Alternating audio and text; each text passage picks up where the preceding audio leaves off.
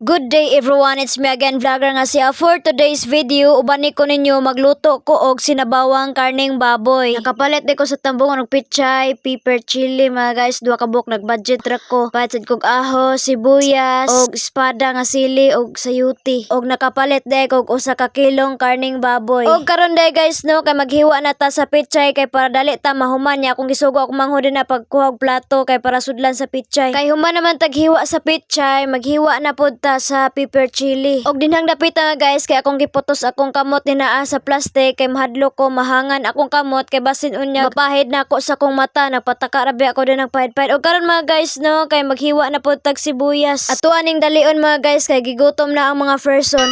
Og karon mga guys kay ako nang gipihak din na ang sayuti og panitan. Nya ako nang gihiwa din na mga guys kay para madali ko. Nagsige na rabanig apura ang nasa kong kilid kay gigutom na kuno siya. Og karon mga guys mao ni ato ang mga lamasern. Og dinhing dapit mga guys naghiwa pud akong manghod nya kuha na lang pud gitabangan og hiwa kay para madali mi para makaluto na mi sa panihapon. Og dinhang dapit mga guys no kay gilunod na akong mga ingredients dinha og ang karne. So karon guys kay hapit na maluto nya kuha na lang pud giatangan dinha. Og dinhing dapit mga guys no, mao na ni ang exciting part nga nayabo ang sabaw.